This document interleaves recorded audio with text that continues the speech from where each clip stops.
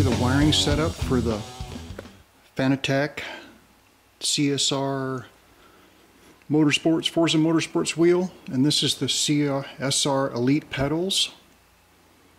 And as you can see, I got the power supply mounted in there with a wooden block. Makes it a lot easier to use. I have a wooden block, and you can get a wire tie through these holes from underneath and wrap a wire tie up around it with a wooden block. And you can put spacers under there to make sure that it's the right height so the thing plugs in right there, the power cord. And then I want to show you here, I've got plenty of room here for this thing to move. No wires bind up or anything. You can see I'm up just a little bit with my wire where I got it mounted, so it doesn't, this area right here is a pinch area for the wire. You want to make sure that you stay away from that area for when you store it. This thing stays out of the way. And then I've got the wire run up the side here with a floor bar. You can see it there.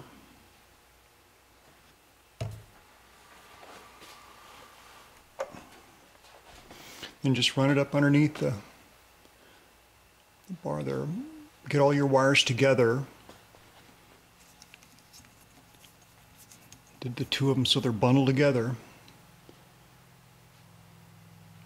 And I've got wire ties and tape that I'm using.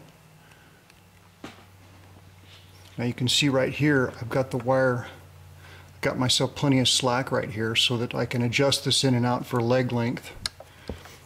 And these have those really nice billet clamps. This is my personal stand here. It has those nice billet clamps on it. So then you can see I've got a wire tie there mounting all the wires for the steering wheel. Everything's tucked nicely underneath there. And by the way, this one has a washer underneath the wheel adapter plate to angle the wheel towards me just a little bit.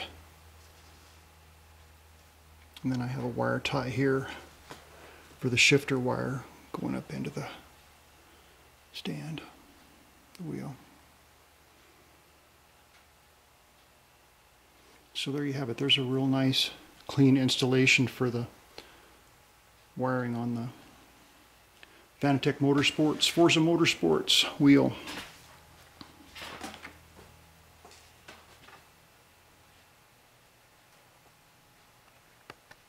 Okay, I'd like to show you the wiring setup for Fanatec Clubsport pedals.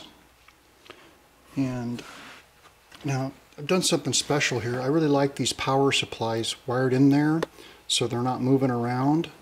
And what I've done is I've put this one on a wooden block, and I've mounted drilled a couple of screw holes in the pan and run it through there. And I don't know if you could see, but I've drilled a couple holes in the block through the wide side of it so that I can put wire ties, and then I screw the block to the pan.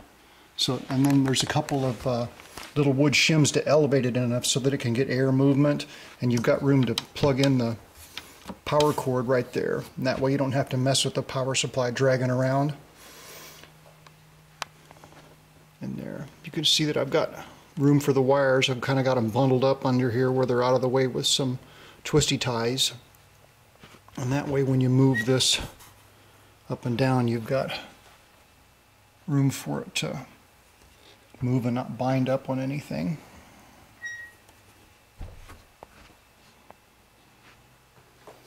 And go ahead and run the wires around the floor bar here. And you can use black tape or any other color that you want, but black tape works really good. It's kind of hidden really nice. You can't see it too much, but you can also use wire ties. Works really, really good. You can see I've just got it taped up. That wasn't a very nice one, but got it taped up under the upright bar there. And then here I've got plenty of room for the wire to move around if I want to go in and out with my adjustment on my leg length.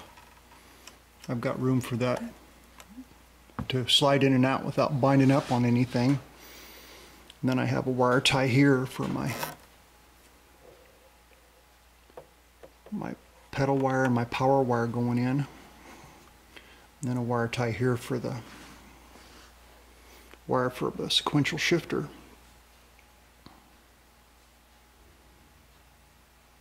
But there's a nice wiring installation for a Fanatec Turbo 911S with the Clubsport pedals.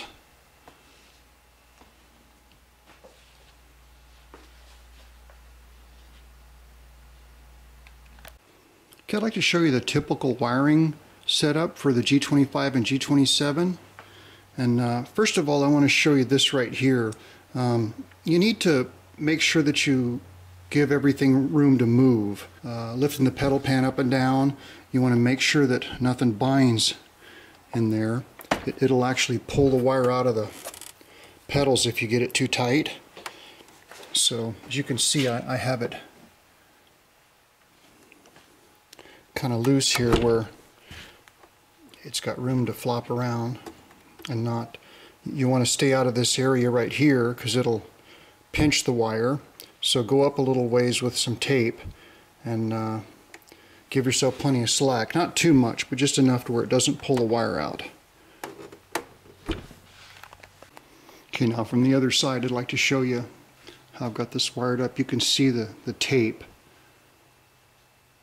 and the wire running inside the floor bar there. And you have your two wires coming out on a single point right here for your USB and your power supply. And then run the wires up underneath the stand with tape, black tape. You can also use wire ties. Work really well. But see there, you can see my loop underneath. And then a wire going over the shifter. I do have a wire tie there holding the shifter wire. But see, everything's nice and tucked in there and out of the way. Things can move without binding up. So there you go. There's a typical wiring setup for G25 and G27 Logitech. Okay, I'd like to show you how to loop these wires up enough. This is kind of tricky because you got to get enough room here to be able to put these wires up in here and hide them. So see, I've got myself enough slack here that I can wind all these wires up here and still move it around and clamp it and get it bolted up.